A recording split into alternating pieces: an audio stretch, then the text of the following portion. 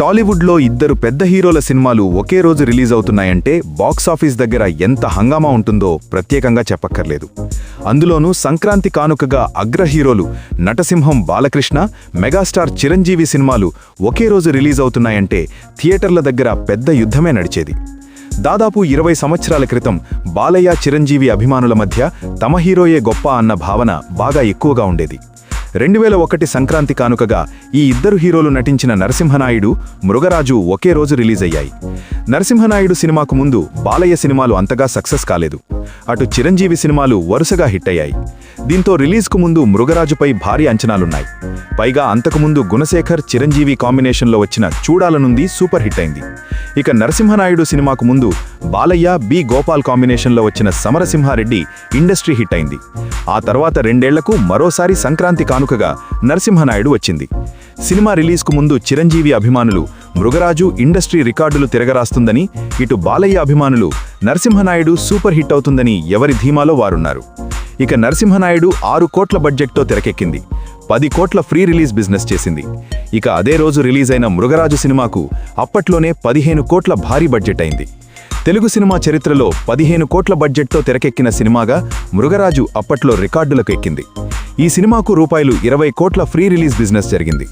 మృగరాజు సినిమాలో సింహం కోసమే ఏకంగా ₹1 కోటి ఖర్చు చేశారు. ఇక మృగరాజుతో పాటు నరసింహనాయుడు 2 సినిమాల్లోనూ సిమ్రన్ హీరోయిన్గా నటించింది. 2 సినిమాలకు మణిశర్మ సంగీత దర్శకుడు. ఇక మృగరాజుపై భారీ అంచనాలుండటంతో ఆ సినిమాకు ఓపెనింగ్స్ అదిరిపోయాయి. నరసింహనాయుడు సినిమాపై అంచనాలు తక్కువగా ఉండటంతో పోలిస్తే ఓపెనింగ్స్ తక్కువగా వచ్చాయి. కృష్ణా జిల్లాలో తొలివారం మృగరాజు ₹30 లక్షల వసూళ్లు రాబట్టితే నరసింహనాయుడు కేవలం ₹23 లక్షలు మాత్రమే రాబట్టింది. అయితే రెండో వారం నుంచి బలహీనమైన కథనాలతో ఉన్న మృగరాజును ప్రేక్షకులు తిరస్కరించారు. రెండో వారం నుంచి నరసింహనాయుడు బాక్సాఫీస్ దగ్గర తెలుగులో బ్లాక్ బస్టర్ హిట్ కొట్టేసింది. లాంగ్ రన్లో కేవలం 7 కోట్ల వసూళ్లు మాత్రమే రాబట్టిన మృగరాజు ₹10 కోట్లకు పైగా నష్టాలతో చిరంజీవి కెరీర్లోనే బిగ్గెస్ట్ డిజాస్టర్ సినిమాల్లో ఒకటిగా నిలిచిపోయింది.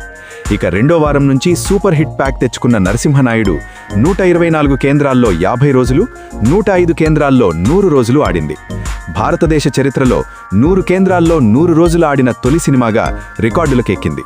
117 కేంద్రాల్లో 175 రోజులు ఆడిన నరసింహనాయుడు ఏలూరులో అంబికా మినీ థియేటర్లో ఏకంగా 300 రోజులు ఆడింది. నైజాంలో సీరెడ్లో 2 చోట్ల ఏరియాకు ₹5 కోట్ల చొప్పున షేర్ కలెక్ట్ చేసింది. ప్రపంచవ్యాప్తంగా నరసింహనాయుడు 22 కోట్లకు పైగా షేర్ రాబట్టి నిర్మాతలకు, డిస్ట్రిబ్యూటర్లకు భారీ లాభాలు తెచ్చిపెట్టింది. అలా ఆ సంక్రాంతి బాక్సాఫీస్ వార్లో బాలయ్య చిరంజీవిపై పైచేయి సాధించారు. అదే సంక్రాంతికి వచ్చిన విక్టరీ వెంకటేష్ దేవిపుత్రుడు సినిమా సైతం భారీ బడ్జెట్తో తెరకెక్కి డిజాస్టర్ అయింది. మా ఛానల్ను లైక్, షేర్ మరియు సబ్స్క్రైబ్ చేసుకుని పక్కనే ఉన్న బెల్ ఐకాన్ క్లిక్ చేయండి.